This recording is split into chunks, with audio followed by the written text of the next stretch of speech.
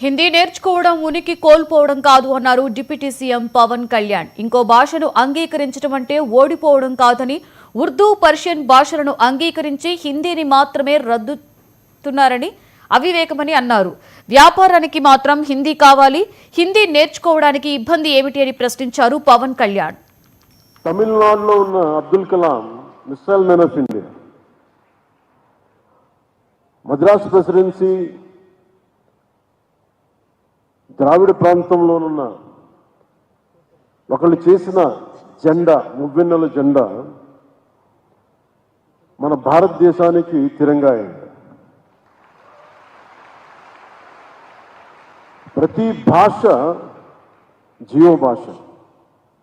మనం మాట్లాడే తెలుగు, తమిళ్, కన్నడ, మలయాళం, వారిస, వడియా, ఏ భాషలైనా కావచ్చు, మన మాతృభాష.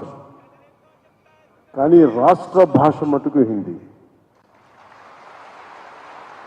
మనం ఇంట్లో మాట్లాడుకోవడానికి మాతృభాష ఉంది, కానీ మన ఇంటి సరిహద్దులు దాటితే మనకి రాజభాష హిందీ ఉంది.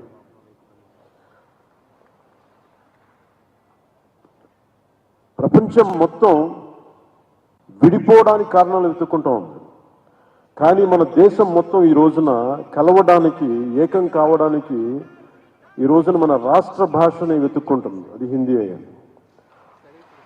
నేను అలాంటి రాష్ట్ర భాష హిందీని నేను స్వాగతిస్తున్నాను. ద్రావిడ భాషలు కావచ్చు, తెలుగు, తమిళ్, కన్నడ, మలయాళం, ఏ భాషలు కావచ్చు, దేశంలోని అన్ని భాషలు కావచ్చు, మన మాతృభాష మీద మన గౌరవం ఉంటుంది. మన మాతృభాష అమ్మ అయితే, మన అమ్మ భాష అయితే దాని మన పెద్దమ్మ భాష హిందీ. విద్య, వైద్యం, వ్యాపారం, ఉపాధి, వీటన్నిటికీ అన్ని భాషలు, వీటి కోసం అన్ని భాషలు, మాండలికాలు, గోడల్ని ఛేదించుకొని వెళ్ళిపోతున్నాయి వీటి అవసరం కోసం.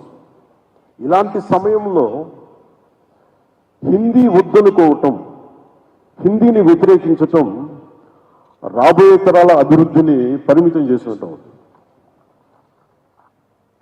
ఒకరితో కలవడం అంటే, మన హిందీని నేర్చుకోవడం అంటే